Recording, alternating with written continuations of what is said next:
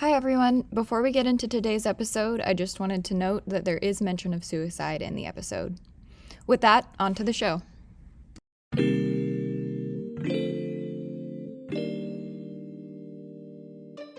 Hello, everyone, and welcome back to From the Front Row. One major function of public health is preparing for and responding to emergencies.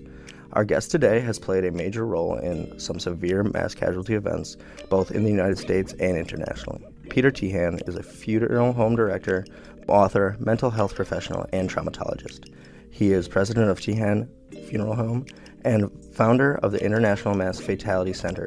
Peter is also an adjunct faculty member at the University of Iowa, a firefighter and emergency medical technician. He has years of professional, community, and volunteer experience ranging from community projects, lecturing, developing mental health crisis management, intervention programs, and lending his skills both of disaster operations protocols as well as extensive volunteerism in disaster services. I'm Garrett Naughton, co-hosting with Rasika Mukamala. And if it's your first time with us, welcome. We're a student-run podcast that talks about the major issues in public health and how they are relevant to anyone both in and outside the field. Peter, welcome to the show. Great to be here. Thank you for inviting me. Of course. So, just getting started, you have such an interesting background. You're a man that deals in grief and misery. So, how did you get into this field, and what kind of directed you into this path? Well, as the role of the funeral director, I grew up in it. I mean, my father started the business. We lived upstairs on the second and third floor of the funeral home. So being around death and dying and grief was just kind of a normal way of life. And, Right. you know, as a kid, I never really realized how different it was from everybody else. I thought everybody had dead bodies in their houses and things. I was the youngest of four. And I actually, through high school and when I thought about was thinking about college, went with the intent of becoming a lawyer. I had been involved in politics all the way from sixth grade and had worked at that point in Democratic office. I ended up being part of a staff of a U.S. congressman in high school and early years of college. Got to meet folks like Bobby Kennedy and Averell Harriman and all these big names in those days. But because it was a family business, my dad had died as when I was 12. We ended up left with my mom. That was been my only job since then. And ended up going to Coe College and went on to mortuary school and became a funeral director. And it's been really kind of interesting journey in that sense, because it was never thought when I graduated from college way back in 1974 that I would ever get into disaster work. I mean, that is about as foreign of an idea as I ever had. And back then they started requiring professions to have Con Ed. Well, in 1989, Con Ed was the big thing, and so they offered us all expenses paid 2 days to go to Con Ed in exciting Des Moines. And it must have been exciting because I bit the bullet. And there was a big earthquake, the New Madrid fault line that lies along the Mississippi, and they were preparing, at that point they were saying the risk was like 94% of it happening at any time. So we would be the first responders from Iowa since we're on the northern boundary. And so they gave us all this expense-paid trip. I said, sure, I'll go and listen to lectures for 2 days and get 2 days in Des Moines. And came away from that. They taught us how we were going to the intensity of the disaster and what we'd have to do, and how chaotic it would be. That was really the first exposure to disaster talk. And I think what everybody else in that class did is, left there and rolled our eyes and said, they ain't going to happen in Iowa. We got 16 hours of Con Ed, but this ain't going to go anywhere. That's what they say. You never prepare for something that doesn't happen, but then it happens. It happens, and that's exactly what happened. That was April of '89. I came home, I threw my paperwork on the back desk and said, when I have absolutely nothing else to do, I'll go back and look at the paperwork. July 19, 1989. Yeah. I get a call about 4:30 in the afternoon and said, this is the state of Iowa. You took our training in Des Moines. We've just had United Flight 232 crash in Sioux City. There's over 300 people on board. we need you to respond to suicide immediately. And I looked at the papers on my desk, and I said, I wish I had read it a little bit better. So I immediately took off a few hours, had to pack stuff up. I think I got up to Sioux City at 2:30 and became one of coordinator of operations for mortuary affairs in Sioux City. And that opened the door to a whole new thing, but still never really thought it would happen. Yeah. Right. I mean, growing up in a funeral home, you probably had a much different perspective on life, like you said. I mean, is that kind of is that refreshing, or do you think you are you better off because of it, or do you like the way you think about life? Well, I think it was refreshing in a sense of, and it still as we look at the letdown of disasters. I'm out in this chaotic. I always say you can't think of any more extreme. From the quiet, somber, grieving work in the funeral home to having buildings fall down on me, getting hit by 17 hurricanes. I've been shot at. I've been held twice at gunpoint by terrorists. And so you go from, that's about as extreme as you can get, right? Yeah, right. Yeah, seriously. And so you get all pumped up when you respond with adrenaline rush, and then you come back to the quietness. So it's kind of like a safe haven. Yeah. But in my role, it's been it was the perfect tools, I think, that gave me as a foundation of working in a funeral home and dealing with grief and looking at the crisis of things to when I responded. Now, Sioux City was, I think one of the, well, it truly was one of the victories for Iowa that came out of that is, being a funeral directors, we knew how important it was to take care of families and to make them the most important thing, right? That wasn't necessarily true in the rest of the population. And, we got to Sioux City, and the airlines in those days basically, I don't want to say captured, but had control of the families. They housed the families at that point at Briarcliff College. The only people that families could talk to were airline employees. So they bring in flight agents, flight attendants, and ticket handlers and admin people. And that's who they had to talk to. They were not allowed to talk to anybody else. And they were kind of holed up in this circle. And from our perspective, we weren't getting the information we needed to identify the dead. We had 112 fatalities. And so I kept calling United and saying, we need to get up there and talk. And they said, you're not allowed up here. This is all airlines employees. And as chances go, I was at the morgue operations like 2, 3 o'clock in the morning.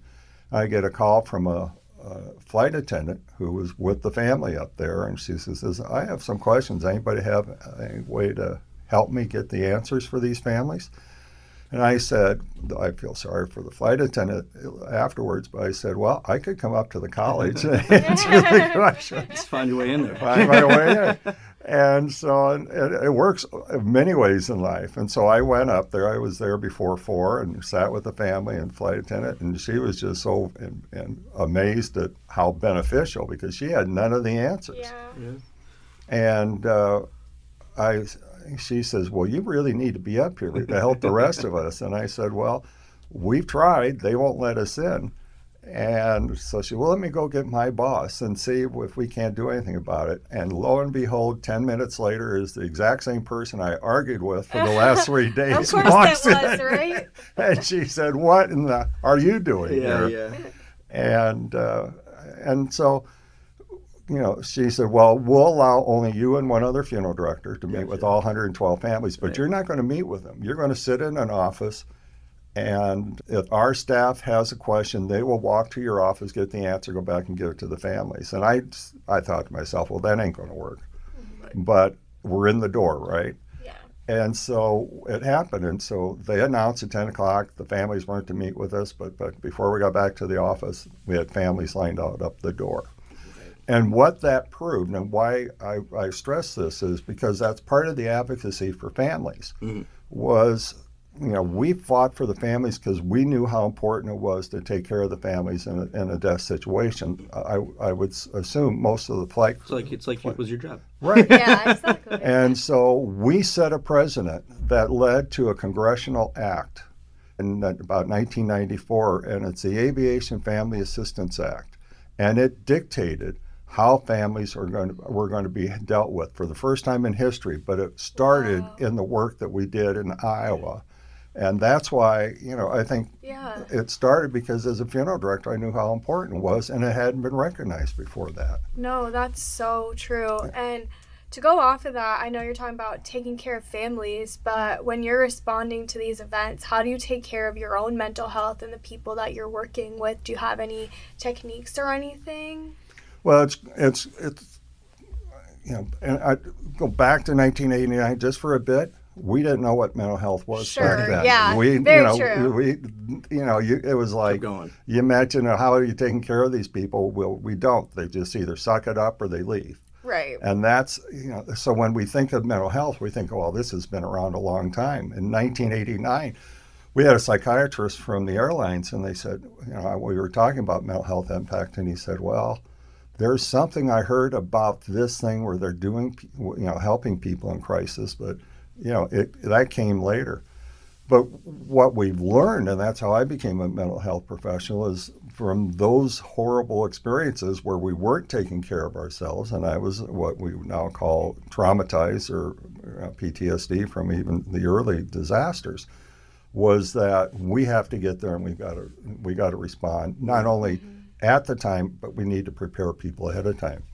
And so, I've read, I've lectured, I've written, right? We do crisis intervention work and pre-incident education of the workers, but we're still vulnerable.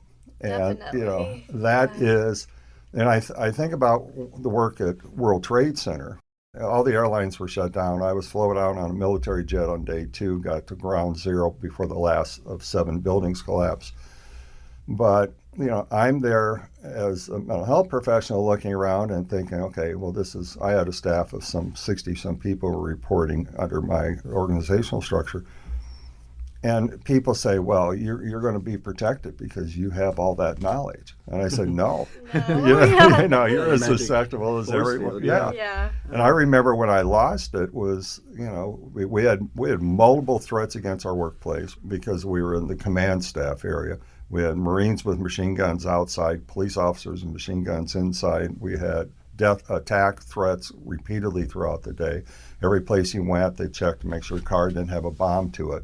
And we don't have a lot of bomb threats in Iowa, and there were people threatening, but I couldn't even get in my hotel until they checked for a bomb in the parking lot. An exciting life. Yeah. And we were about 3 weeks in, 3.5 weeks in. It was, holy cow. And all of a sudden, we had a threat for the next day. We were notified there was a big threat. I had 2 friends coming from Washington, D.C., who had worked the Pentagon operation. And I called them up and said, hey, I don't want you to come tomorrow because I think I'm going to die. And I don't want you to die with me, so stay away. It's a good friend. Yeah, But that's how the mental health, And so the one came, the other didn't. Both were fine. But it was, to me, that really hit home. Definitely. That how prepared we are, how many college degrees or how much experience we have. And I'm thinking, all my staff, even though we talk to them to take notes, to take time off, to go for walks, watch your sleep, and make sure that you're communicating with the family back home, we are as susceptible as someone who, doesn't have that background. And so that's where I became even more convinced how important it is. And so we do that. I'll tell my staffs now, I said, what are you doing to take care of yourself? You're not working 20-hour days. Are you journaling? Are you reading? Are you listening to music? What takes you to relax? Yeah. And you check in constantly. Before, in the early years, they just send you home. Yeah. You're sitting there crying on a table and you can't control yourself. It's go home. And we did so much harm by doing that. And that's why suicide rates and all the other things were so high. Now we say, what can we do to help you through this, and how can we keep you on the job? And that makes a tremendous difference in the lives of people, that they don't feel that they were failures, and the education. But, there's the positive thing about it over the years is people are more willing to talk about it. At least give it lip service. Right. And you'll get people who say, I don't need that. I'm used to it. And I said, well, I knew about it. Yeah. I got PTSD from it, Right. Right. Not many people have to worry if they're going to die in their line of work. Right. There's a select few that take that responsibility. Yeah. And my role changed over the years from the early responses of United Flight 232. I was Deputy Medical Examiner Oklahoma City bombing, and then had a major cemetery disaster. Those I responded to a funeral director. And then I was Operation Desert Storm, which I think is another lesson I'll talk about here in a second, is those were as a funeral director. Now I've shifted away from that because I needed a mental health break. Right. I didn't want to do funeral home here and do funeral home here. So then I changed roles and started off with government relations and family service, working with families, and then got up to over 20 years now as a national spokesperson for the American Red Cross. But I'm on the front lines of all these disasters. And, that's domestically. I do it with the Red Cross. When I do internationally, then I'm brought in by other organizations. But, Yeah, I was kind of going to switch it a little bit here because you've been talking about the mental health part about it for a little bit. But switching over to the ethical part of your work, I looked up your article on the ethical guidelines of mass trauma. I wanted to ask, what do you find in these situations, whether it be mass trauma, mass casualty? I feel like those go hand in hand. But what's a constant that you observe, and what do you find to be most important to either address or to focus on? What's your main focal point? What's always probably going to happen in these situations that you either want to avoid, you want to address, or is just something that you need to take care of? Yeah, I think it goes back to a philosophy I have. Oftentimes when I lecture, I'll say, what are the two most important parts of a disaster? And, depending on the crowd, you'll get different answers. If they're firefighters, say, well, our trucks, or, we need our equipment. Some people say a response plan. And I say, no, go back to what's the two most important parts. And they get stumped. And a lot of times nobody gives my answer, which is the right answer. Of course, I'm the instructor, I'm the lecturer, right? But I said, the two most important parts of any disaster is the victims and the family and the workers and the family. Definitely. Everything is below that. Right. Now, to answer your question, is what happens consistently on disasters, they don't get placed in that ranking. And that's where a lot of the issues happen. All of a sudden, you get politics involved. You get a lot of community dysfunctionality gets involved. You get friction. People get we got to do this, we got to go that. And they're in such a big hurry of making these decisions that they think are right, but oftentimes don't put the respect onto the victims and the families. And that's where the consistency is. And in a way, it's still mental health. But it is going back to caring for the families, because they're the ones that are going to have to live with it. Because as responders, we're there for a short time. Sure. And if you've ever been in a disaster, you get all these people flood into an area, but after a few weeks, they go home. Yeah. And it's you that live in that community. They're maybe part of the response team with public health, that are going to, every day after all these responders leave, are going to have to run into your neighbors at church or at the grocery store, at restaurants, and they're going to stare at you. And you've got to feel that you protected them and that, you kept them a priority, and that, they will look at you and thank you for that. If there's a lot of harm done, or people feel betrayed by their leaders or their public health figures or whatever, that'll be a shame that you'll have to deal with for a long time. Right. Politics really gets in the way, doesn't it? Politics gets in the way, and in a sense, politics is such a reality. Yeah, right. But, I use this example again in class. In Oklahoma City, we were at the Family Assistance Center doing death notifications, and the governor came in, and he wanted to see all the workers and see the whole spot. Well, where we did notifications was up on the second floor of the church building that we were in.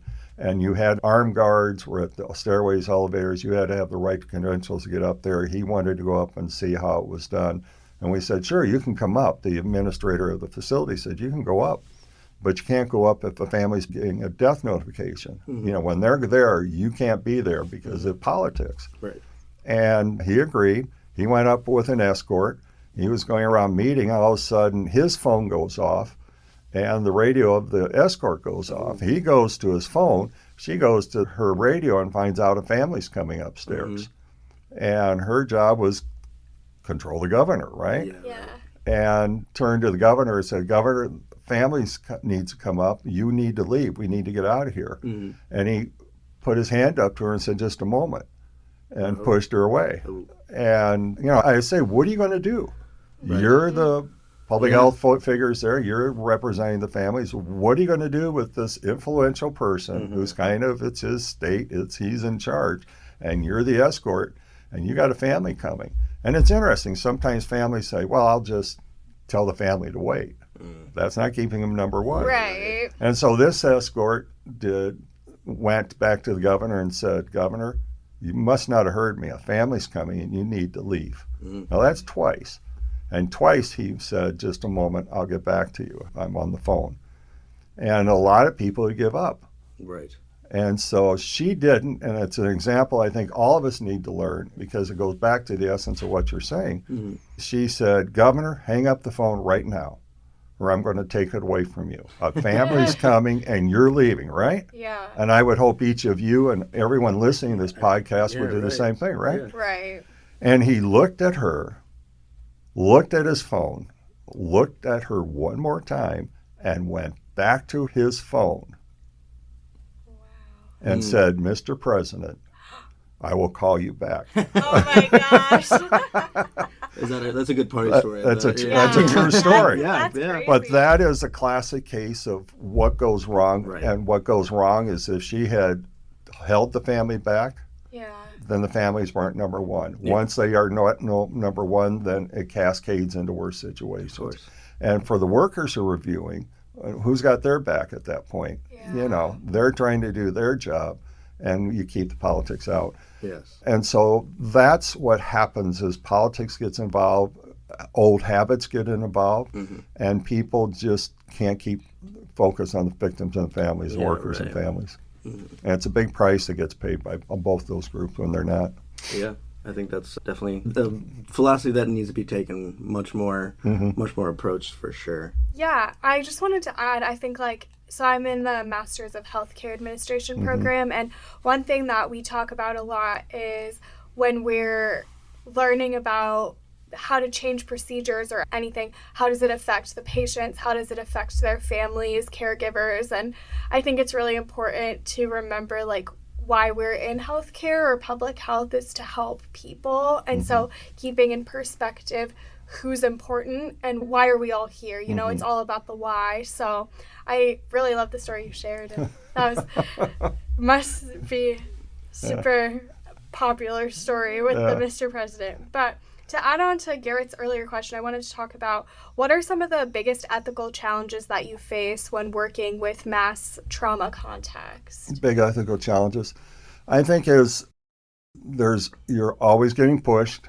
to hurry up, and you're always getting pushed by the concept, this is a big disaster, and we don't have time for this. Going back at World Trade Center, again, a lot of classic stuff came out of there. When we showed up on the scene, it was total chaos. You couldn't see a quarter of a block down the road ahead of you. There was filled with dust, debris, concrete, smoke. It was horrible. But if you needed to go past a certain point, you needed a helmet for one. Yeah, right. And there was no helmets. The only way you got a helmet was if someone came out and threw it on the ground, you picked it up, you wore it. Right. It took 5 weeks before we got respirators. Wow. And so, I spent a lot of hours there in other locations that were polluted. You'd walk out of there hours later blowing your nose and pulling up all this concrete, and so the ethical thing is no matter how horrific the event is, how do you put your workforce into that environment day after day after day and feel it's ethical? And we were constantly being told, the air quality is good. We're testing it. I think I just heard that coming out of Ohio from a train wreck a couple of weeks ago. And you think back, I've got 5 friends who died who were working with me down there because of that exposure and what we sucked in and breathed in those early weeks. And that's why most of the responders, I am getting ready for my annual physical, they put us through all sorts of physical because there's so much cancer occurring. And so many of our workforce is dying because there's more workers who have died in the aftermath than actually died on 9/11. Wow. And that's critical. That's the ethical part. Yeah. You know. An interesting perspective is I'm a young guy. I was born after 9/11. Yeah. So I think, I can't even imagine the kinds of changes that came even from whether the policies that you had to work with, and I guess the improvement of your field. Yeah. I don't want to say that, but the notice for importance. Well, and hopefully we learn. And sometimes you show up in a disaster and you scratch your head and we really haven't learned. I mean, the ethical part of, I think of a hurricane that was coming into Galveston a few years ago. Yeah, I remember that, yeah. And we were there evacuating Galveston, and, the president, the governor, the FEMA director, everybody, mayor was saying the threat was so huge. Yeah. They had a horrific hurricane that went through. It was the early 1900s. It killed hundreds of people on that island. It says if you stay, certain death will occur. So they were pushing people. They did a much better job than when we were in New Orleans with Katrina coming. I was there also for that. But as hard as they pushed, they brought in buses and hauling out. And I was looking at the place where people were loading onto buses to get out. And I talked to the mayor's staff. I said, where are the disabled? Where are the people with handicap and stuff? Yeah. And they said, well, we don't have anything in our plan to evacuate them. We're hoping they're friends, or we hope they'll get out, or their caseworker or someone will get them out, because we don't have that in our plan. I said, how many people do you think have disabilities or handicap or needing assistance? And she said, probably I think a town of 50,000, I think, on that island. They said probably 5,000 to 6,000 people. I said, so 5,000 to 6,000 people are at risk of dying here today because nobody has a plan and to take them out. And it was shocking, that years after 9/11 and years after what we think we're learning, we kind of abandoned this class of people. And it was after the incident, they do a review of good things, bad things. And part of the ethical thing was, what do you do about the people with disabilities? Because they're often, very often, and they still continue to be some of the least paid attention to. No matter how much we talk about it. We saw that in New Orleans, we saw that there, we see it in every disaster. They had a checklist, and it was evacuation of pets, excellent. Care of pets, excellent. People with disabilities, needs improvement. Evacuation needs improvement. Everything about the special needs needed improvements, but the pets, perfect scores. They had given so much thought to that. And the ethical question is, where's our focus? Right. Yeah, and I think it's super important to have people like you working in the field to advocate for these people and to make sure that changes are being made, because when you're in the situation, you're probably so focused on the situation at hand. It's not until after you review it that you realize, there's a lot of improvements to be made, and having people with your expertise continuing to improve these standards and make things better for the community. So thank you for that. Well, thank you. Right.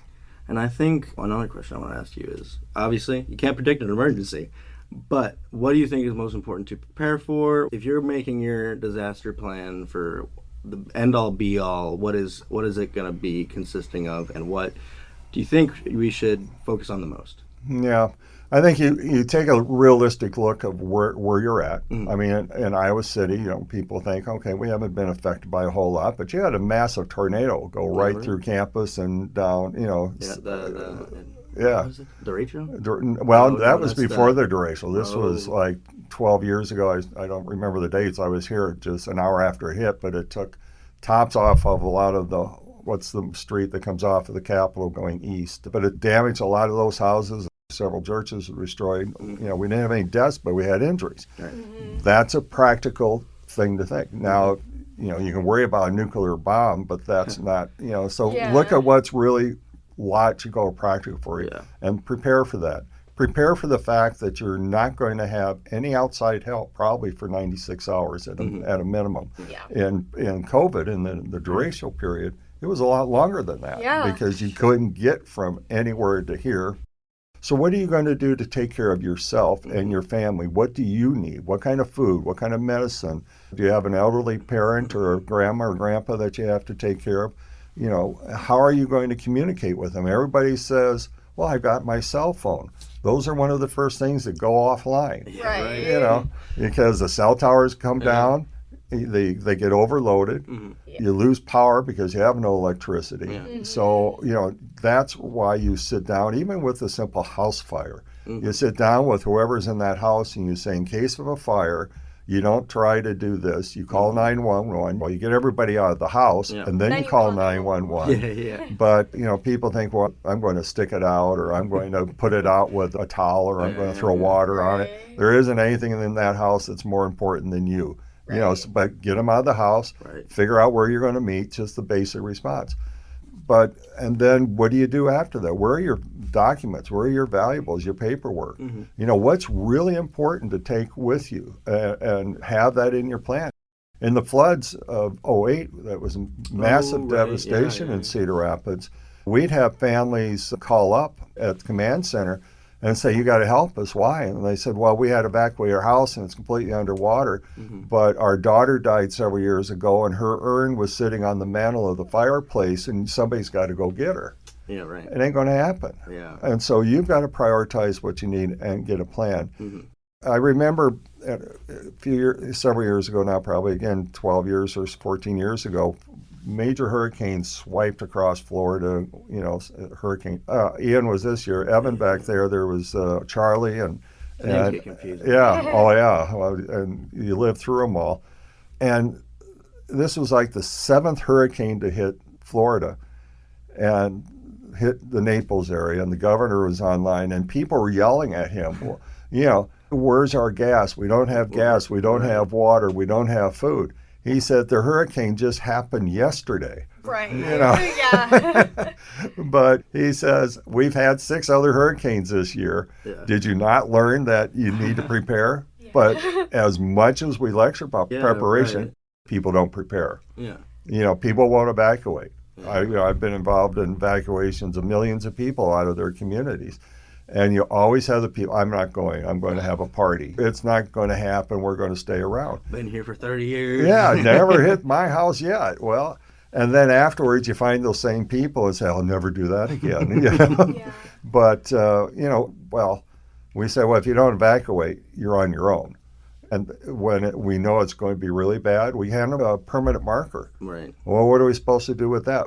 Put your social security number on your leg and your arm because that's how we're going to identify you afterwards. Damn. And they just won't believe it. Wow. And I remember one where we were off in the coastal areas and we evacuated the Outer Banks and a woman was there with family and they were going their neighborhood having a party. Well, in the middle of the hurricane, she called. She had just gone into labor. She was 8 months pregnant. Oh, wow. You know, there was no way to drive off the outer barriers. Yeah. But then she wanted rescue teams or helicopters to come in and rescue her. And it's a hurricane. You know, we're coming. And so think about what you really need and what's really, really important for you. Right. And come get it.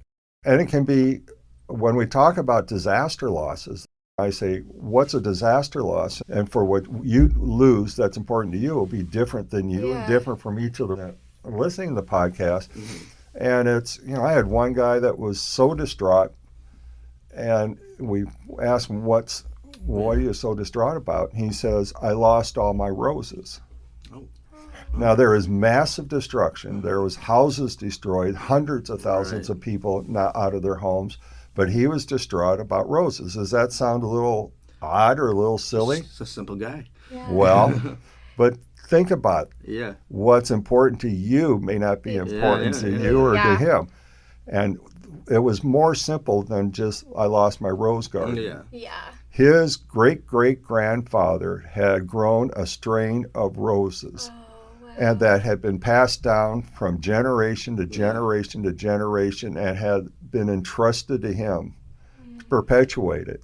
I feel like you gotta cage those up or something. You gotta put a top on it. Well, yeah, but it was a hurricane. Yeah, Everything was that's a good destroyed. point, yeah. He couldn't move it, but to him that was so important because he felt that he betrayed every previous generation before him, and failed every generation following it.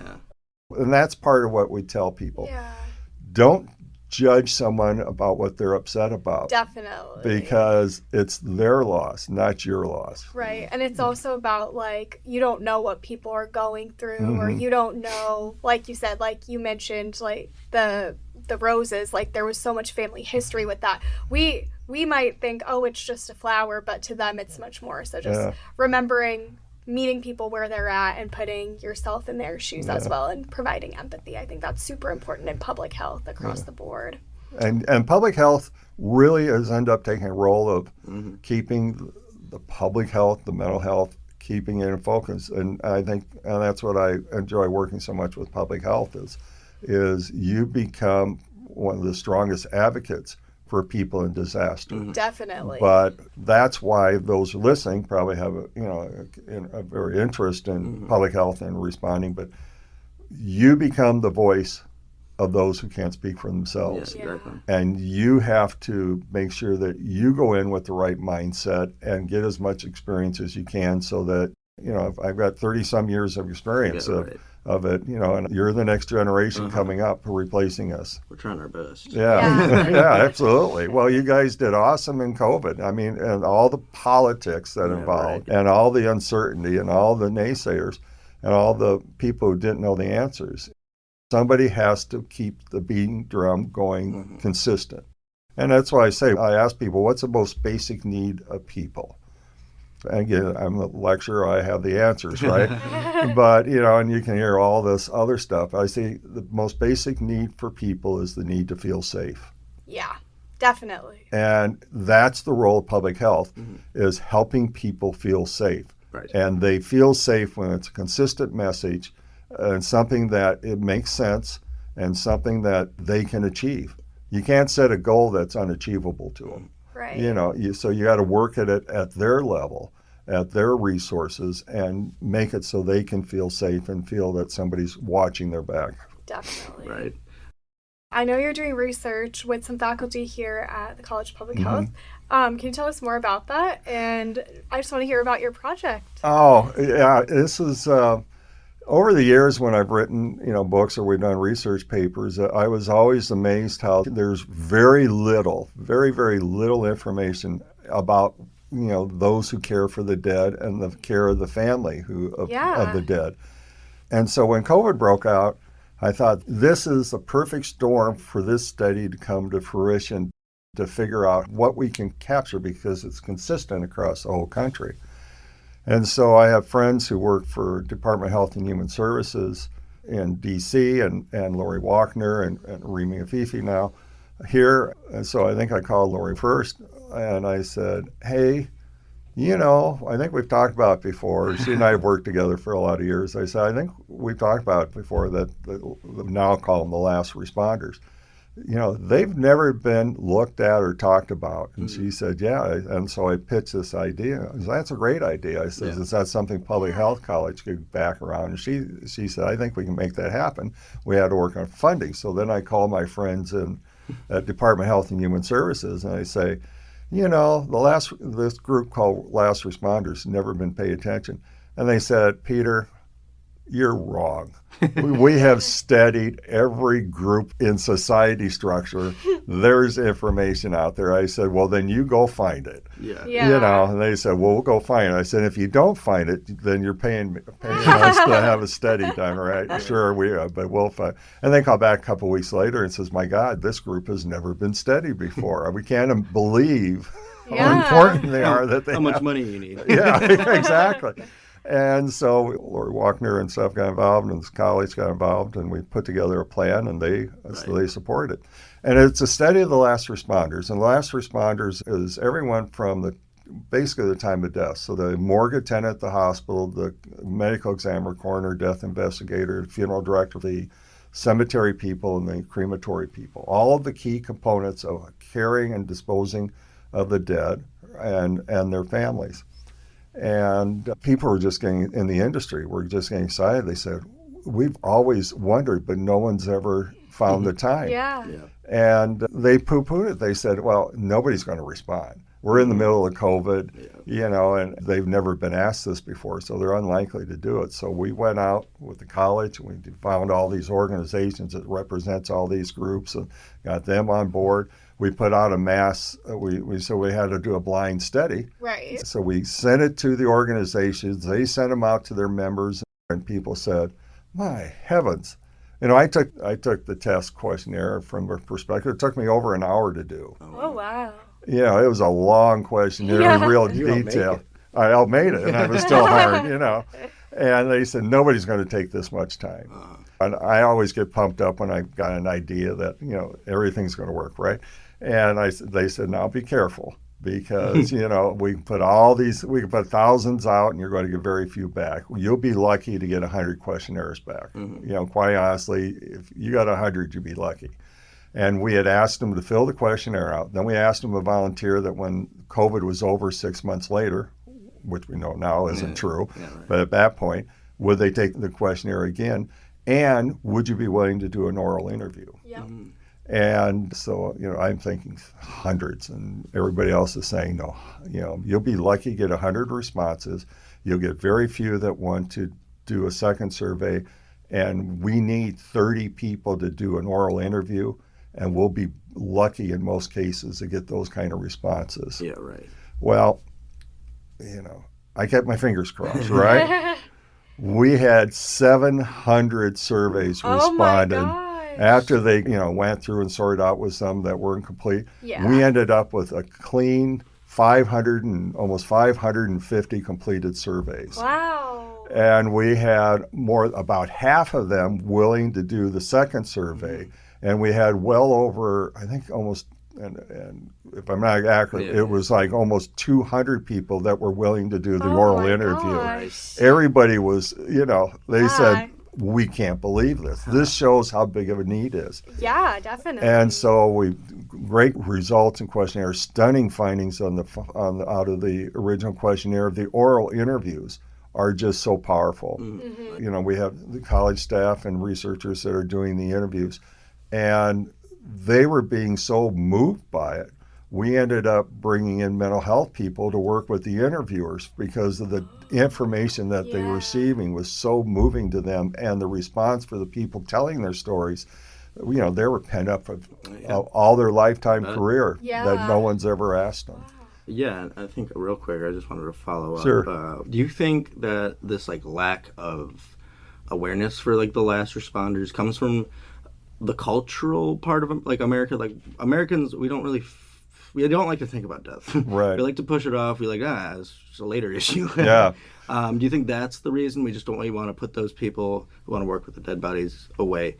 We want them to, don't think about them. Don't think about the people who with the dead not yet. But I think they're very important. They deal with traumatic things on probably a daily basis. Yeah. You're absolutely right. But I expand that because you said people in America, it's really all around the world. People don't want to talk about death or dying. Right. And I find that a lot of times when people ask me what I do, and it's amazing when you say I'm a funeral director. They squirm. Yeah. They don't want to talk about it, and they immediately put you in a corner over here that someone that is, and that's out of the Bible. They talk about a person caring for the dead is unclean. And that comes out of a Bible verse, and people just get the willy-nilly, and they don't want to talk about it. And then I tell them, well, I'm on the faculty of the University of Iowa as adjunct. I do all this research.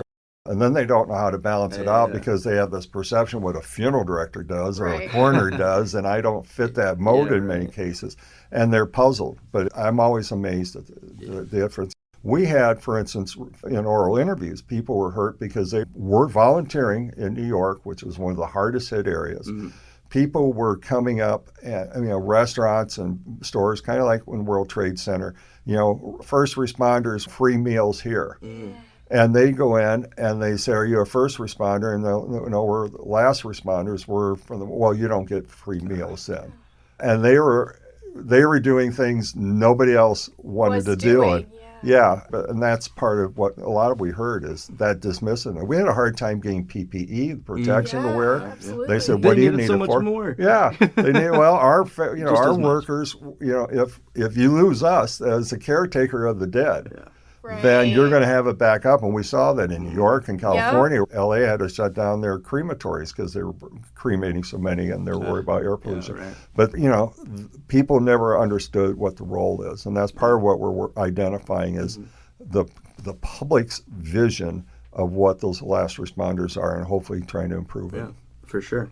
All right. Before we wrap up, I'm gonna let you loose on this flight that you're planning here. It's very interesting, for sure. Oh, well, thanks. It's called Flight to End Polio. We take off in about 6 weeks or 7 weeks. It's May 5th we depart. It's been a long time coming. We started planning back in 2019. Wow. And we've been canceled 2 years now because of COVID. Last year because of the invasion of Ukraine. The big thing here is if you look in historical perspective, 4,000 people have climbed Mount Everest. Wow.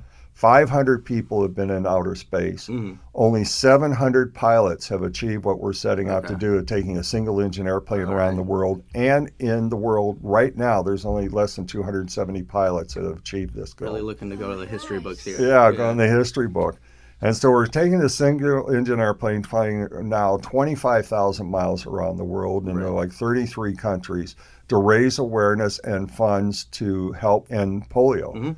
And that's why it's called Flight to End Polio.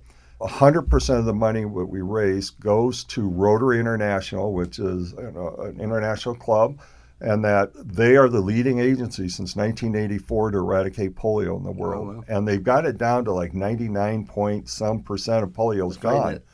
But the only other virus in history of mankind that's been eliminated, smallpox, exactly. And so this would be the second. Yeah. I feel like this would be more impressive because the thing with smallpox is it can't infect anything else, so it can't really change. Right. It only infects humans, but polio, I think it has a different bacterial reservoir. Or whatever. Yeah, crippling children, crippling, sure. long-term crippling, and not only we got the polio relapsant, where people I had a woman crying in a restaurant, thanking me for this because her husband had just died from polio relapse. He had it as a child, never was affected, but as he got old, got into his lungs, got into his cervix, and it's on the death certificate, he died from polio relapse. Powerful implication. We need to eradicate it. Yeah, definitely. Our goal is to raise $1 million. 100% of what we raise goes to Rotary. My fellow pilot and I will be in the same plane. We're paying our expenses completely. You don't see too many fundraisers like that. And what's even more exciting is Bill and Melinda Gates Foundation is giving $2 for every $1. So if we raise $1 million, they're giving $2 million for $3 million. That's great. Awesome. And so you can go to flighttoendpolio.com. We have a GoFundMe that people go donate to. And you can go on our site. We have a map and stuff. But it's going to be a 90-day journey. Yeah. And what I heard is you're going to bring a camera. A camera. Yeah, and what's your plan in terms of documenting this endeavor? We'll do blogs hopefully every day, put it online. We'll do video and then keep you sane. Not every day doing video because I'm not that good at it, but in some of the areas we're going to have a problem of uploading, uploading and getting it down. Resources just like fuel. 40% of our places we have to ship our fuel in by 55-gallon drums and then hand pump it in. Oh my gosh. So that's going to take me a while. As my arm gets sore, I'm not going to be able to pump it so much. Right. But it is one of those exciting adventures that this truly could impact the children. Oh, yeah. And right now, as you know from public health, we're at the lowest vaccination rate in the world that we've been in years. Yeah, that's a whole nother And podcast. if they say we don't eliminate polio soon, in the next 10 years, 200,000 children can become infected with polio, and we need to stop it. Yeah, for sure. And we need to stop it starting right here. Yeah, right. Rasika, you want to ask the last question here? So this is something that we ask all of our guests, but what is one thing that you thought you knew, but you were later wrong about? And it can be about your past, or it can just be about life lessons you've learned. I thought, you hear those questions and you think about it. And I think what you thought and later learned was wrong. Most of that came from our parents. Right. It's like if you cross your eyes, they're going to stick that way, right? Yeah. I remember as growing up as a teenager, I think it was, as a teenage boy, they said you can't take a girl across the state line and she can't have her shoes off. Now, I don't know what shoes off going across state lines are. I haven't heard that one. Yeah, that was the old one, but the cross-eyed one. And then as a pilot, it's kind of like, I think perception of the public is planes If the engine stops, they fall out of the sky. That's not true. No, Yeah, they become glide, gliders. yes, yeah. They gliders. Scary, but Yeah, and in 1993, I was flying the plane I had until just past November, and we were flying 9,500 feet over St. Louis. We had 5 people on board. My engine blew up. I had no engine. And we now became a glider, and that's where I learned, hey, they do glide. Yeah. And we glided at 10 miles, put it down at an airport with no injuries and no damage. We had to replace the engine. So, yeah. Right. I mean, I just wanted to thank you for taking the time to talk with us. Obviously, a very interesting man, a very, very diverse background you got, for sure. I mean, with helping the 9/11 incident, I mean, up until COVID as of recently. Like, you got a diverse background and makes for a very interesting lecturer and speaker on a podcast. But I want to say thank you very much for your time and your dedication and compassion over the course of your career. We've really appreciated you on the show. And I just... if you had any final remarks, what would you want to say, I guess? For those who are going into public health, embrace it, challenge it, don't get burned out by it, and continue the belief that we talked about earlier. Keep your clients and your families as number one. As a responder, keep you and your family, up in those 1 and 2 spot, because without keeping that focus, that ethical focus, then you're really losing the reason you're being in public health. Exactly. Don't lose it. You're too important to a response. Well, this has been Garrett and Rasika from the Front Row. Thanks for tuning in. Thanks, everyone. See you next week.